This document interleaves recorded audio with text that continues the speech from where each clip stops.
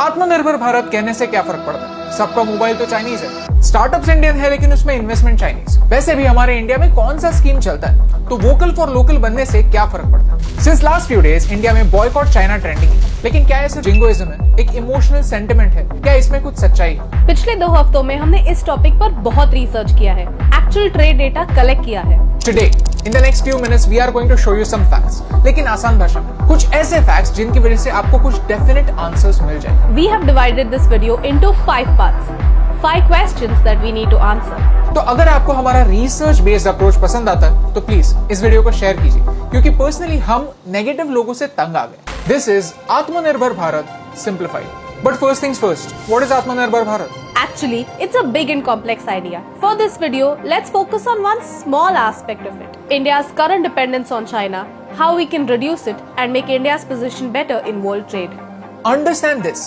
China के साथ exactly problem क्या है? प्रॉब्लम है ये नंबर 50 बिलियन। ये है हमारा trade deficit, total imports minus total exports. Our total imports from China are 5 times more than our exports. Okay, so ये difference क्यों है? One big reason is dumping. Let me simplify that for you.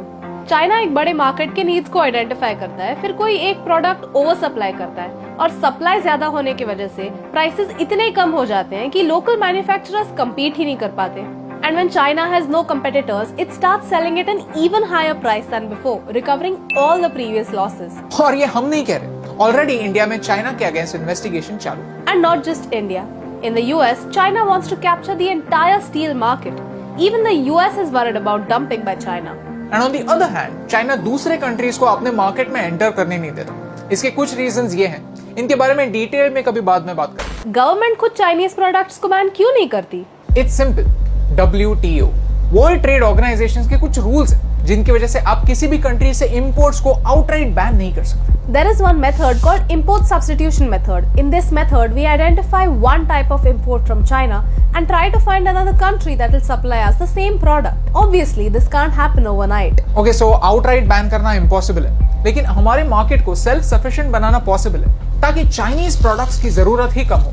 And that is what India is trying to do. आपके घर का example लेते हैं, toys. This market is worth 4,500 crore rupees and almost 80% of the toys come from China. India has a huge population and 1/3 of this population is below 15 and China knows that. Problem ये नहीं है कि toys ज्यादा है, problem ये है कि ये टॉयज सेफ नहीं है। 67% of all the toys imported from China were unsafe for children और इसकी कॉस्ट इंडियन टॉय मेकर्स को बेयर करनी पड़ती है। पिछले 5 सालों में 10 में से 4 इंडियन टॉय मेकर्स को अपना बिजनेस बंद करना पड़ा। लेकिन गवर्नमेंट कहती है कि अगर इंडियन लोगों की डिमांड ही है चाइनीज टॉयज के लिए तो हम क्या कर सकते हैं? ये सब हमारी आंखों के सामने हो रहा है। And yet the public says made in China से क्या फर्क पड़ता है? गवर्नमेंट क्या कर रही है? इंडिया ने 12 सेक्टर्स को आइडेंटिफाई किया है जहां हमें सेल्फ रिलायंट बनना पॉसिबल है और उसकी जरूरत भी है। Let me give you a simple example. Medicines.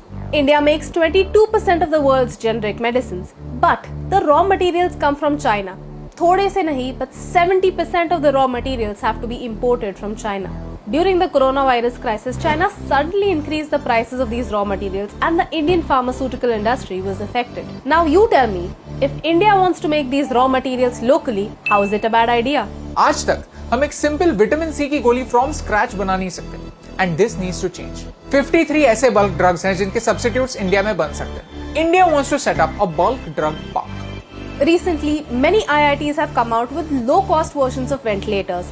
It's time to commercialize these products and put them into production right away. Okay, so electronics की बात करते हैं। हम इलेक्ट्रॉनिक्स में पीछे क्यों हैं? डिमांड इतनी हाई है लेकिन लेबर स्किल्ड नहीं है, इन्वेस्टमेंट और रिसर्च की कमी है। इंडिया में मोबाइल बनते नहीं है, सिर्फ असेंबल होते हैं। उनके मेन कंपोनेंट्स कहीं और से सिर्फ इंपोर्ट होते हैं। तो कोई भी मोबाइल कंप्लीटली इंडियन नहीं है, but India wants to change that. India wants foreign companies to come over here, invest in infrastructure over here, train people over here so that we are ready for the future. In the next 5 years, India wants to give incentives worth 40,000 crores to companies to make and export mobile phones from India. The plan is a long-term plan, but it's really important for us to focus on innovation right now so that some engineers can be the future of this industry. Okay, so what are the challenges? People have questions. There are so many Indian startups with Chinese investments. So, What is Indian and what is Chinese? Okay, so this is a complicated question because 10% से ज्यादा अगर कोई investor है तो उसे company में voting rights भी मिलते हैं। लेकिन ये सारे स्टार्टअप्स जो है वो इंडिया में ऑपरेट करते हैं, इंडियन लोगों को एम्प्लॉय करते हैं और बाहर से पैसा इंडिया में लाते हैं। We don't think that Indian startups should suffer just because they have Chinese investments. इससे इंडिया को चाइना से ज्यादा नुकसान होगा। In April 2020, the government changed the FDI rules so that no bordering nation can take advantage of low share prices and become the owner of the company. See, we have to accept it that Atmanirbhar Bharat scheme is not 100% problem free. सबसे बड़ा problem यह है कि हम planning stage पर बहुत अच्छी planning करते हैं और इम्प्लीमेंटेशन पर मोमेंटम खो देते हैं। फिर ये सारे प्लान सिर्फ पेपर पे अच्छे लगते हैं। Let's talk about ease of doing business. India is 63rd in ease of doing business. एक रेस्टोरेंट खोलने के लिए भी 11 अलग अलग लाइसेंसेस लगते हैं। इंडिया का माहौल जो है वो बिजनेस के लिए उतना फ्रेंडली नहीं है। 56 companies shifted out of China because of the US-China trade war. How many came to India? 3. The winners in this case were Vietnam, Taiwan and Thailand. But why is this happening? India doesn't have enough infrastructure. Cost of transport is high, property is expensive, lack of warehousing, expensive power, complicated labor laws. All this drives companies away. It doesn't benefit the people or the country. Let's talk about free trade agreements. एक country दूसरे country के साथ एक mutually beneficial contract करती है। वो कहती है कि आप हमारे XYZ प्रोडक्ट्स लीजिए और उस पर ड्यूटी मत लगाइए, और हम आपके XYZ प्रोडक्ट्स लेते हैं और उनको ड्यूटी फ्री रखते हैं। Vietnam has taken advantage of free trade agreements so that it can export clothes to Europe without paying any customs duty. India pays 9.6%. India has to make sure that we don't lose out to other countries who are waiting to take advantage of the anti-China sentiment. We don't need inflated numbers, we need a practical roadmap.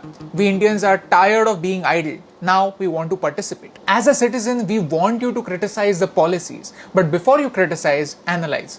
अगर आपके पास कोई solutions है तो please हमें comments में बताइए। Okay, so हम क्या कर सकते हैं? Chinese products हर कोई यूज करता है, तो मेरी चीनी कम करने से क्या फर्क पड़ता है? Right now आपका फोन चाइनीज ब्रांड का होगा, तो क्या आपको वो फोन फेंक देना है? बिल्कुल नहीं। आज काफी सारे चाइनीज फोन्स इंडिया में मैन्युफैक्चर हो रहे हैं। इससे चाइना को तो प्रॉफिट होता ही है, लेकिन इंडिया में जॉब्स जनरेट होती हैं, and that's more important at this point of time. In 2014, we had only 2 mobile manufacturing units. Right now, we have more than 268. Reality ये है कि आज इंडिया प्रोसेसर्स और मदरबोर्ड्स नहीं बना सकता. One day we will reach there. Let's talk about mobile phones then. Usually, ये बात सुनने पर हम इंडियंस डिस्करेज हो जाते हैं, क्योंकि हम सोचते हैं कि सिर्फ 2 सिनेरियो होते हैं, वर्स्ट केस सिनेरियो और बेस्ट केस सिनेरियो. लेकिन एक्चुअली इन दोनों सिनेरियोस के बीच में एक यूज केस सिनेरियो भी होता है जो एक्चुअल रियलिटी बनता है. हम ट्राई करेंगे 100% मार्क्स लाने के लिए, लेकिन अगर 85% मार्क्स आते हैं तो उसे फेलियर नहीं मानेंगे. हम क्या कर सकते हैं? Footwear. India is paying 2,548 crores to China for the chappals that you're wearing. Toys. India is paying 2,775 crores to China for the toys your kids play with. Furniture. India is paying 6,248 crores to China for the chair that you're sitting on right now. इनके alternatives India में हैं, लेकिन क्या फर्क पड़ता है? कोई भी चीज खरीदते वक्त हम सिर्फ प्राइस टैग देखते थे, लेकिन अब से हम 2 और चीजें देखेंगे. ब्रांड कौन सा है और प्रोडक्ट एक्चुअली मैन्युफैक्चर कहाँ हुआ है. Our method is, if it's a Chinese brand made in China, then red signal. Wait for it and ask yourself whether you actually need it. Indian brand made in China, Chinese brand made in India, yellow signal. यानी आपको 1 second के लिए pause करना है और alternatives ढूंढने की कोशिश करनी है. Of course, अगर पॉसिबल ही नहीं है तो go ahead and buy it. An Indian brand made in India, green signal. लोग कहते हैं कि मोबाइल एप्स डिलीट करने से क्या फर्क पड़ता है.